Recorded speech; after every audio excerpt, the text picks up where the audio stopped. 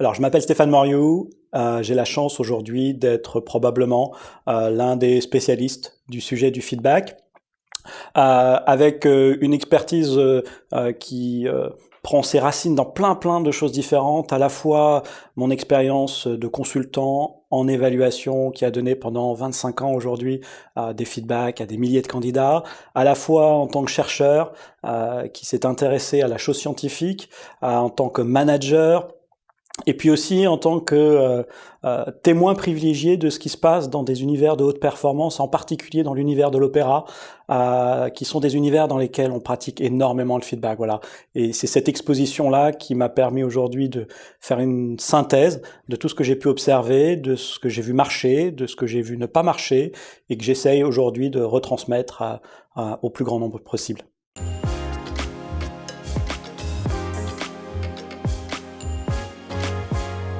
Alors ça, c'est vraiment une question très marrante. En fait, j'ai coutume de dire que c'est le thème qui m'a choisi beaucoup plus que je n'ai choisi le thème. On est en 2014, je dois donner une conférence et pour tout un tas de raisons liées à ma charge de travail, je ne suis pas prêt. Je suis le soir à mon hôtel, je n'ai pas mon thème, j'ai pas un slide, et le lendemain matin, j'interviens à 9h. Il faut que je trouve un thème. Et je me raccroche aux branches, et l'idée qui me vient, c'est de faire quelque chose sur le feedback. Je le pratique depuis 20 ans, j'ai un peu de matière, et je me dis, ok, va là-dessus, c'est ta zone de confort. Je m'attendais à faire une conférence très moyenne. Il se trouve qu'à la fin, des gens viennent me voir, me disent, mais c'est super ce que tu racontes, viens le raconter dans notre entreprise, à notre comité de direction.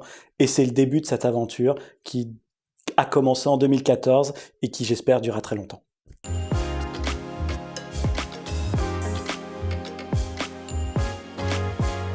Alors, effectivement, il y a un aspect de mode, et le mot en tant que tel suit tout un tas de mots du management et du leadership qui viennent et qui vont.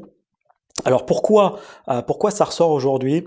Je pense qu'il y a plusieurs phénomènes qu'on peut mettre en perspective. Le premier phénomène, c'est que beaucoup d'entreprises aujourd'hui se rendent compte que les entretiens annuels, tels qu'on les pratique depuis 20, 30, 40 ans, ont montré leurs limites, et des entreprises pionnières ont décidé de supprimer l'entretien annuel. Et une fois qu'on veut supprimer son entretien annuel, la question qui vient juste après, c'est mais on le remplace par quoi? Et bien évidemment, la réponse est souvent par du feedback en continu. Le problème à ce moment-là, c'est de se dire, ok, tout ça théoriquement est très clair, mais comment concrètement on peut transformer un exercice déjà pas facile qui se fait 1 ou 2 fois par an en quelque chose qui se fait au quotidien? Donc ça, c'est une première explication. Il y a une deuxième grande explication, à mon avis, qui est liée à l'évolution de la société et des styles de leadership. Globalement, partons du principe que depuis à peu près 2,5 millions d'années, le style de leadership prédominant est un style que l'on appelle par soumission. Depuis 2,5 millions d'années, c'est-à-dire l'apparition des premières tribus hominidées, c'est le leadership par soumission qui prédomine. Et dans le leadership par soumission, on a besoin de l'ordre, on a besoin de la peur, on a besoin de générer des sentiments de crainte, mais on n'a pas besoin de faire grandir les autres. D'ailleurs, on n'aime pas trop faire grandir les autres, parce que quand on est un chef par soumission, on veut surtout pas perdre sa place.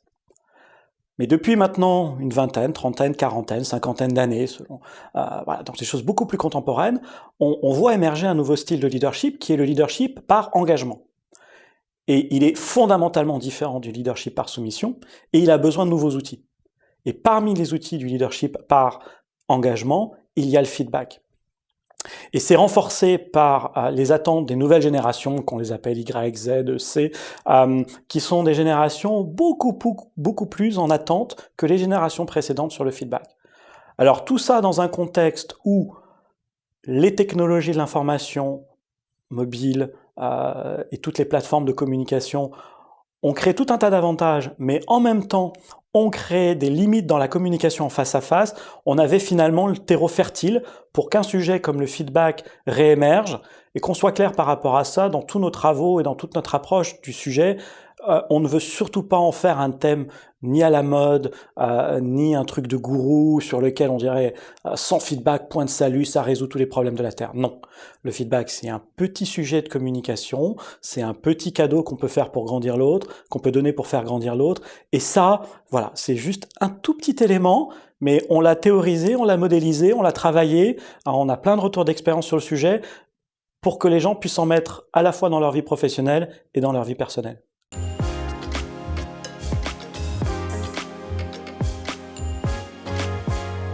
Alors, on est en train de mener, on va publier très prochainement la première grande étude française sur les pratiques de feedback dans l'Hexagone, et on s'est rendu compte que finalement, contre presque toute attente, l'endroit où les gens témoignent avoir le plus de feedback, c'est justement dans l'entreprise. Ça, c'est quand même une bonne nouvelle. Ça ne veut pas dire qu'il ne faut rien faire, mais les gens nous disent, en moyenne, je reçois dans l'entreprise du feedback d'environ 6 personnes tout au long de ma carrière. C'est trop peu, mais au moins c'est ce qu'il y a de mieux. Le deuxième endroit dans lequel les gens nous disent recevoir du feedback, c'est au sein de la famille, amis. Et ils nous disent là, en général, en moyenne, je reçois du feedback de 5 personnes. Et le chiffre qui nous a fait peur dans cette étude, c'est quand on a posé la même question dans l'univers scolaire. Au cours de votre scolarité, de votre école primaire jusqu'à la fin de vos études, combien avez-vous rencontré d'enseignants qui vous ont donné du feedback qui était vraiment utile et impactant, et les gens nous disent en moyenne pas plus de 4. Voilà, donc le feedback, ça s'applique aussi bien dans sa vie professionnelle que dans sa vie privée, que dans sa vie scolaire, et on pourrait étendre ça bien évidemment à tout l'univers des sports, des loisirs, des hobbies, des passions, musique et toute autre activité que vous pourriez avoir. Le feedback a quelque chose d'universel.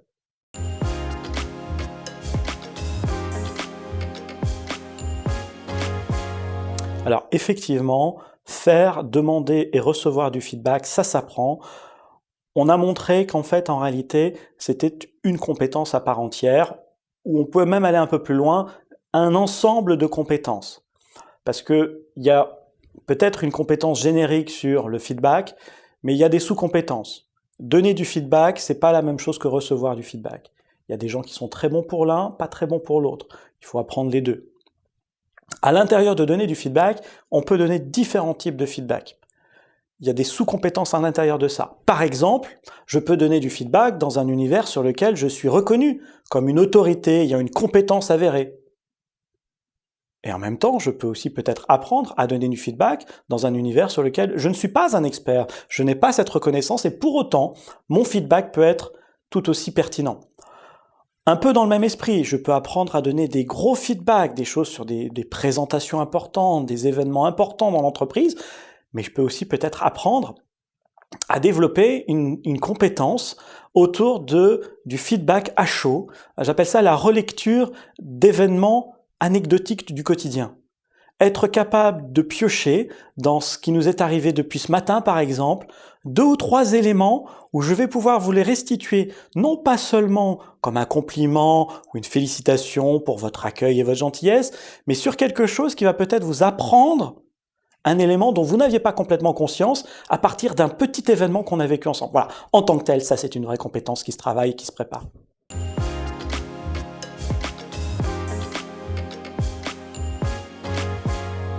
Alors, le premier conseil que je pourrais vous donner, c'est d'accepter de prendre le temps de le faire. C'est avant tout une question de temps. C'est le temps de réfléchir à qui j'ai envie de donner du feedback, c'est le temps de préparer le feedback que j'ai envie de vous donner, c'est le temps d'accepter de le faire au bon moment pour la personne, qui n'est peut-être pas l'instant présent, mais qui sera peut-être dans un jour, dans une semaine, peut-être même dans un mois. Prendre ce temps-là, ça serait vraiment mon premier conseil. Et mon deuxième conseil, c'est aller en demander, aller en chercher, et apprenez quand on vous en donne à juste dire ce fameux merci, ce merci du clin d'œil du pull de grand-mère.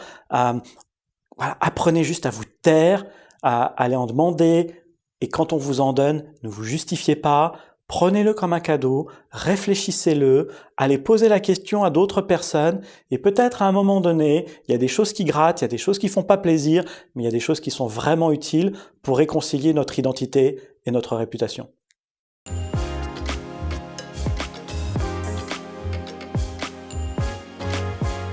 Je pourrais en citer 2 très différents. Je viens de fêter mes 25 ans de métier, et il y a 25 ans, dans le premier cabinet dans lequel j'ai travaillé, un jour quelqu'un m'a dit « Mais toi, on dirait vraiment que tu manques d'empathie. » Et à l'époque, et je vous assure que c'est vrai, je ne connaissais même pas le mot. j'ai dû rentrer chez moi le soir, aller dans un dictionnaire Larousse et me dire mais qu'est-ce que c'est que ce truc? Et en lisant la définition, je me suis dit bah tiens, c'est bizarre, ça a l'air d'être une qualité quand même assez intéressante. Je me suis jamais vraiment posé la question, d'ailleurs je connais même pas le mot. Et ça m'a beaucoup guidé. Et j'espère aujourd'hui avoir développé au cours de ces 25 années d'expérience un minimum d'empathie. Ce feedback m'a été assez marquant.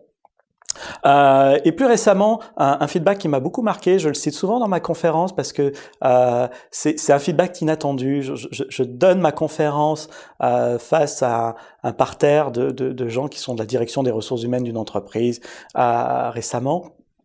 Et à la fin de ma conférence, les gens viennent me voir, me poser des questions, me faire du feedback, et un monsieur se présente et me donne un feedback, et il dit quelque chose que personne ne m'avait dit et que je trouve très très juste. Et au moment où je lui demande alors vous travaillez dans quel département ressources humaines, vous êtes dans quelle région de France, etc., le type me dit moi en fait monsieur je suis le photographe. Et ça, j'ai trouvé ça vraiment génial parce que ça démontre qu'en fait, le feedback qui nous est utile, le feedback qui nous impacte, le bon feedback, il peut venir de tout le monde et pas forcément de ceux qui nous ressemblent. Et ça, j'ai trouvé que c'était un truc très très important.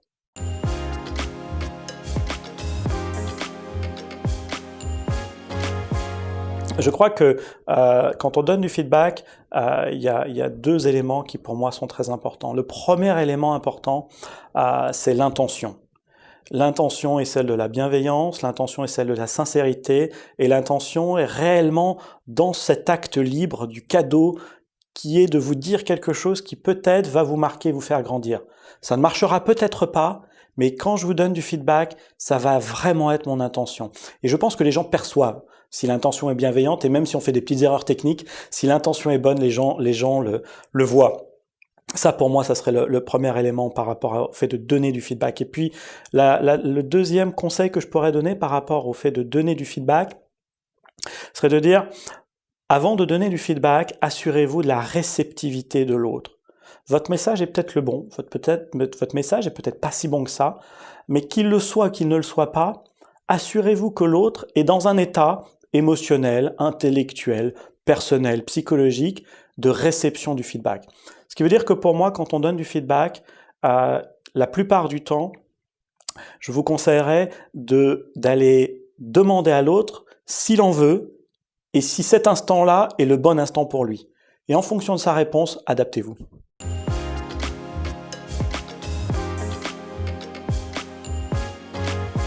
Alors j'ai la chance d'abord de côtoyer l'univers de la recherche, donc cet univers-là me nourrit, et je dirais que cet univers-là me rassure. Parce que quand on fait un métier comme le mien et qu'on dit aux gens, voilà, c'est comme ça qu'il faut faire du feedback et pas autrement, le risque de tomber dans le syndrome du gourou est moi quelque chose qui m'a toujours fait peur, et je cherche pas à me mettre en avant. Ce qui est important, c'est que le message soit en avant, si c'est un message qui est utile pour les gens en entreprise et dans leur vie de famille. Donc la science me rassure par rapport à ça. La science me dit voilà, ça marche pas. Il y a des chiffres, il y a des statistiques. Ça c'est ma première source d'apprentissage. Après, ma deuxième source d'apprentissage, elle est vraiment liée à mon expérience. Comme mon métier m'amène à donner du feedback en permanence, je peux tester des choses, je peux voir des choses qui marchent, je peux voir des choses qui ne marchent pas. Troisième source d'apprentissage, les gens qui fonctionnent dans les univers de haute performance. Il se trouve que je suis pas très sportif, mais que je connais bien l'univers de la musique classique et de l'art lyrique, et que dans cet univers-là, le feedback est quotidien. Et donc c'est un champ d'expérimentation absolument incroyable. Et puis enfin, si je devais donner une dernière source, c'est que ce métier que j'ai de conférencier, de consultant autour du feedback, les articles que j'écris, c'est une source absolument incroyable de gens qui m'apportent leurs témoignages, qui me disent ah bah tiens moi j'ai essayé ça, bah moi tiens ça n'a pas marché, ah bah tiens t'as vu cet article, ah bah tiens tu connais cette recherche qui a été faite, dans les retours qui m'ont été faits très récemment, dans les petites anecdotes comme ça absolument charmantes. J'ai une maman qui est venue récemment me dire mais vous savez monsieur, j'ai écouté votre conférence et ce que j'ai fait le week-end qui a suivi la conférence, je me suis assise avec ma fille avec sa dictée dont je parle dans la conférence et j'ai compté avec elle le nombre de mots justes et on s'est mises toutes les deux à pleurer. Je trouvais ça génial. À côté de ça, il y a des trucs totalement inattendus. Récemment, une participante à une conférence me disait mais voilà, mais moi j'ai pris votre article monsieur et pour en faire parler dans ma famille, la meilleure solution que j'ai trouvée, c'est j'ai mis votre article dans les toilettes. Et j'étais un peu surpris quand même. Et elle me dit, oui, oui, parce que tout le monde y passe. Et tout le monde a vu l'article, tout le monde s'est dit, mais pourquoi maman a mis cet article-là dans les toilettes? Et donc le soir, à table, de quoi on a parlé en famille, du feedback. Voilà, ça c'est génial.